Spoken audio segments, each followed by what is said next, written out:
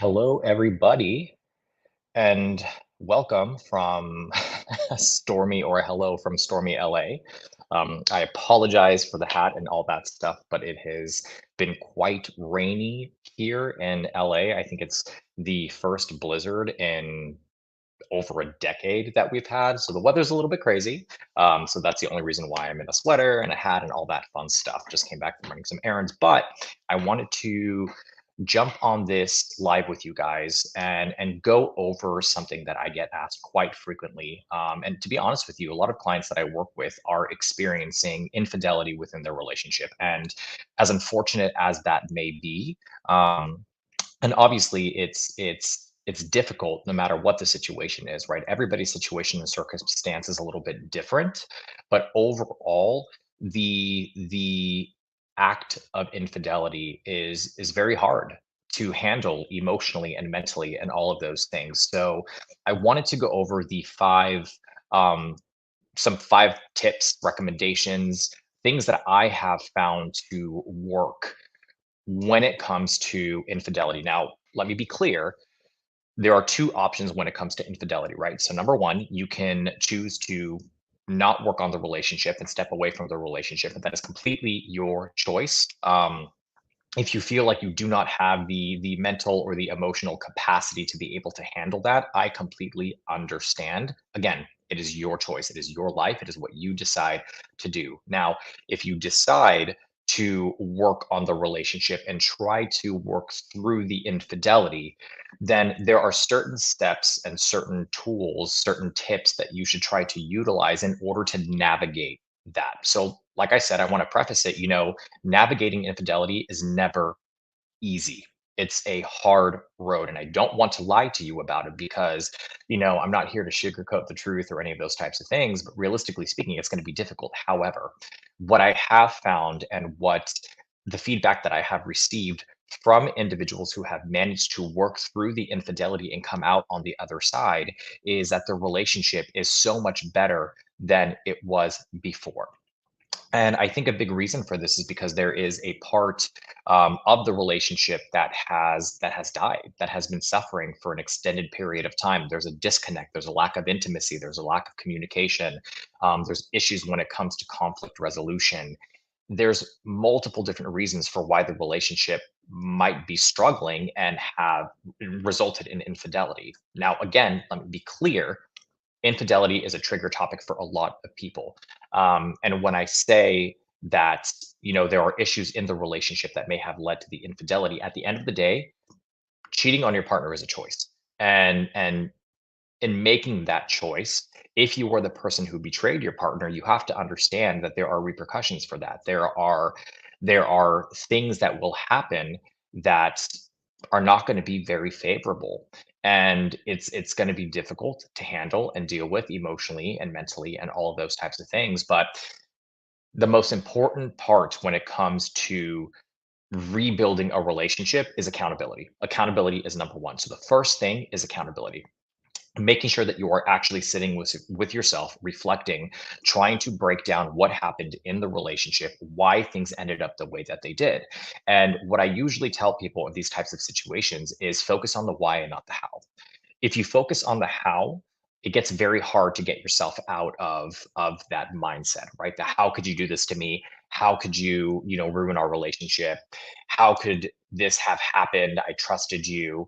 And essentially what ends up happening is that you put yourself in a victim mindset. Now, again, I want to be clear because victim is also a hot word and a hot topic. Um,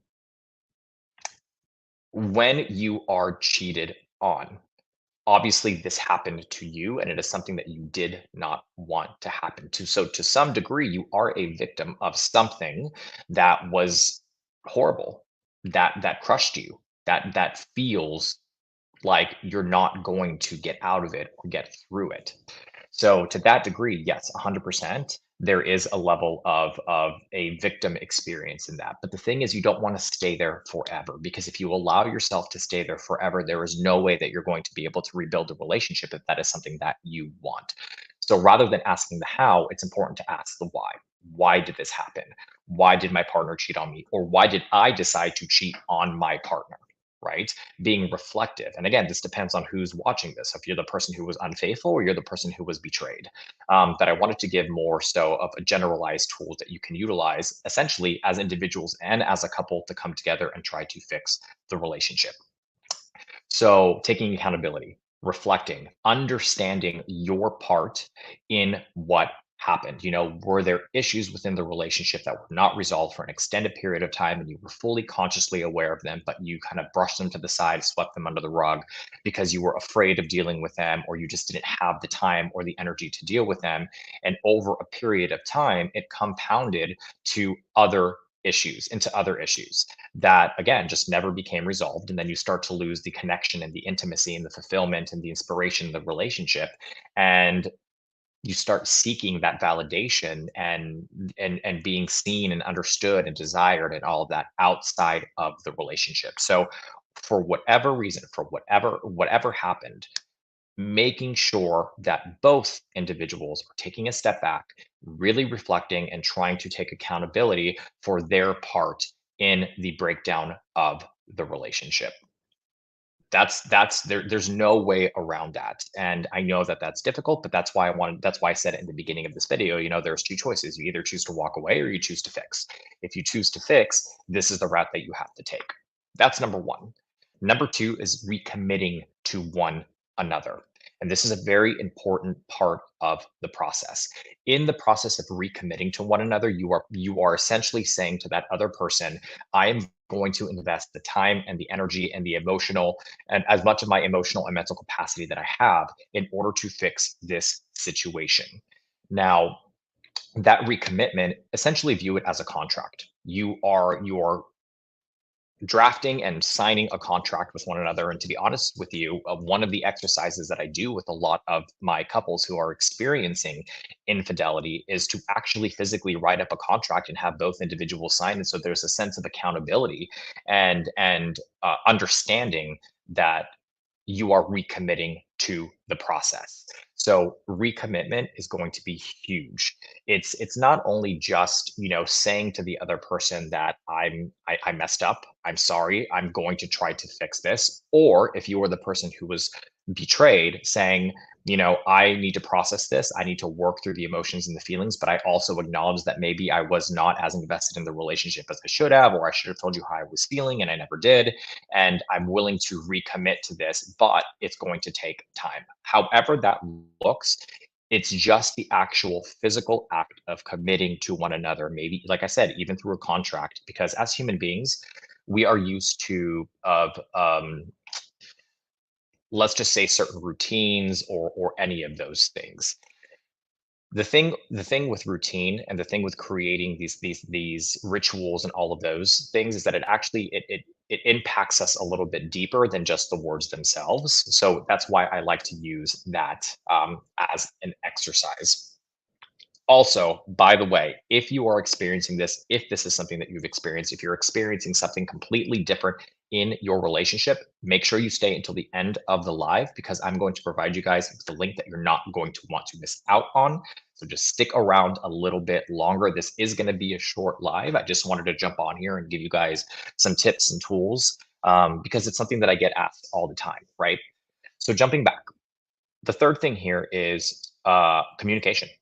Communication is huge. And oftentimes people don't know how to communicate effectively. And that's understandable. Emotions are running high. You're still processing what happened. There's maybe a level of trauma, there's pain, frustration, anger. So, of course, it's going to be difficult to truly communicate what your needs and your expectations are and what your boundaries are and all of these types of things when you're going through it. So, communication, although incredibly important, can be one of the hardest things to navigate in this situation. But like I tell people all the time, at this point, what do you have to lose? It's very important to put everything out on the table and discuss the things that are making us unhappy, discuss the things that we are lacking within the relationship, what is making us not feel fulfilled, What are expectations that maybe we did not communicate early on, and we have those expectations now. And keep in mind, the expectations are probably going to be different now than they were before because of what happened. And now the trust is broken and you're trying to rebuild the trust. So what does that specifically look like moving forward? Creating a set of guidelines and rules. If you work a 9 to 5, and let's say you were the person who betrayed your partner, and your partner is saying to you, if you get off at 5, I need you to contact me when you get off at 5, and I need to know that you're going to be home by a certain time. And if you're not, contacting me and letting me know the reasons why. Because at the end of the day, having that clarity and having that understanding and that sense of knowing is very important, because they don't trust you. Let's be real. um, there's always going to be that sense of, is this person lying to me? So the more consistent, the more communicative, and the more clear that you can be, the better. um, but that being said, because communication is so difficult, that's why the fourth thing is so important, which is support. Finding a support system. So whether that means you go to therapy, whether it means you go to a couples counselor, you work with a coach, which is something that we work with all the time. And I highly recommend working with a coach, working with somebody on our team, because having somebody that can mediate the conversation and work through those things is important. It's incredibly important. And having, like I said, a third party individual who's objective and can look at the situation from the outside and say, hey, let's maybe approach it this way, or maybe that's not the best way to communicate how you're feeling. Let's try to dive in a little bit deeper. All of those things can actually contribute to you successfully navigating infidelity. It is incredibly important because, like I said, emotions are running high. And the thing with emotions is, as important as they are, because we cannot ignore them or deny them, because that might actually have been one of the issues in the relationship that resulted in you guys being in this situation, or you being in this situation specifically. It's also very important to understand that when we come from an emotional place, we have a tendency of making a lot of irrational decisions. And those irrational decisions can lead to more issues and add more complexity to the situation, instead of actually working through the issue in a constructive, productive, and compassionate way. Because at the end of the day, it's two people. There, you care about one another. There was a lot of love and care there. If not, you guys would not have been together. You would not have built a life. You wouldn't have these memories and all of these things. And a big part of this is remembering why the relationship was so special and why it lasted as long as it did. And the last thing here is forgiveness. And this is always the toughest part of the process, because for so many people, holding on to what happened and making your partner feel bad about it. So let's say, for example, you were the person that was betrayed and you're having a very difficult time forgiving your partner. You hold on to that forgiveness because that's your sense of control. That's your ability to make them understand how you feel. And if you are feeling shitty, you want them to feel shitty too. And you know, I'm not sitting here saying that, I'm judging you for that or I'm criticizing you for that, because I understand. I understand why you would be feeling that way. It makes absolute and total sense. But realistically speaking, if you want to move through the infidelity and you want to get to the other side and you want to be able to rebuild a better relationship than the one you had before, forgiveness is going to be key. And that process involves you really focusing on yourself as well, healing, processing, accepting, working through the emotions, identifying the emotions that you're feeling, understanding why they're there, learning how to communicate through those emotions. And again, a lot of people say to me, like, why do I have to put in the energy if I'm not the one that cheated? And that's a fair ask. 100%. That is 100% a fair question to ask. But again, it boils down to, do you want to work on the relationship or not? Because if your partner recognizes that they made a mistake and they are deeply um, ashamed of what happened and really want to work through it and heal and process and rebuild a new relationship, if you continue to hold their actions against them, you're not going to go anywhere. It's not going to get better. You're not going to rebuild. You're not going to be able to change the dynamics. So keep that in mind. Forgiveness, as difficult as it may be, is going to be something that is necessary. Now, let me lay out a disclaimer here, right?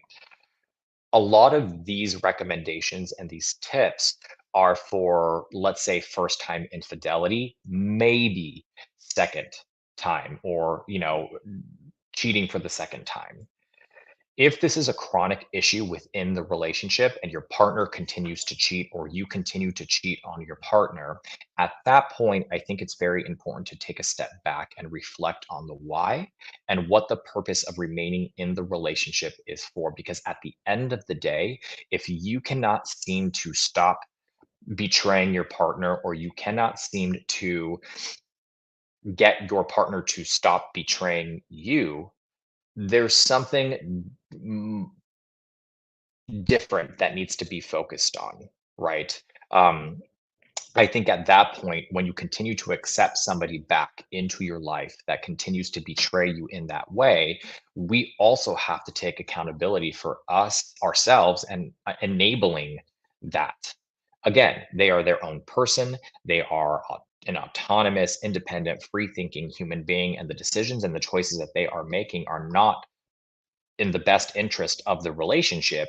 But if you continue to accept this person back and they continue to do the same thing, you have to ask yourself why, and why you're allowing that person back into your life and continuing to enable that pattern of behavior. So that is a big part of it. But all that to say, those are the five primary ways to work through infidelity. Now, keep in mind, it's much more nuanced and complex than that. And like I said, every person's relationship is different. Every situation is different. Every circumstance is different. How people process emotions, individual personal history with family and relationships. There's so much that is a part of this, that these five steps are essentially the overarching steps that you would take to start to rebuild the relationship. But it gets much more specific and tailored per couple. So if this is something that you're experiencing, or you know somebody who's experiencing this, I would highly recommend booking a one-on-one coaching session, because I am telling you, it is it can help you through the process exponentially, right? Working on this on your own is already difficult enough. So having somebody who can come in, who is experienced, who knows this process and how to get you guys to communicate effectively, is incredibly important. I've worked with many, many, many couples who have been in this situation before, and I have seen many, many couples come out on the other side. So if you're feeling like there is no hope, if you're feeling like there's no way that you can work through this thing and you just want to step away, completely respect your decision. That's okay. But if you decide that you want to stay and fight, it is important that you have a solid team supporting you through the process. So, all of that to say, this is what I wanted to give you guys at the end of the live, because we're reaching the end of the live. Um, and here it is. So, what this is a link for you to get in contact with somebody on our team that will give you a free evaluation of your situation. This is huge, guys. This is so important, and it really helps to sit down with somebody and talk about some of the situations, so that they can point you in the right direction. What coach works best for you, maybe what trainings it is that you can utilize or that you need, and essentially, what are the chances of you repairing and rebuilding the relationship. So if this is something that you are concerned about, if these are questions that you have, which most people do, use that link. These this team of these team of sorry this team of individuals, they know what they're doing, and they are professionals, and they can help you to figure out what the next steps are moving forward, which is a difficult thing for most people. So use that link. I will put it in one more time for you guys. I will also put in here my email. So if you guys have any questions whatsoever about the link, or getting in contact with somebody from our team to have an evaluation, or if you generally just want to reach out and book a coaching session with me, here is my information. coach. Give me one sec. And I would be more than happy to help you through that process. Again, here are the 5 steps very quickly, just to run through. Number 1 is accountability. Number 2 is recommitment. Number 3 is communication. Number 4 is support. And number 5 is forgiveness. Those are the 5. I hope you guys are having an amazing Saturday. I'm so grateful to have been able to spend this time with you guys, even if it is a smaller group. At the end of the day, it is fine. Getting the message out, talking to people, trying to help individuals work through the situation because I know how difficult it is something that really fuels me.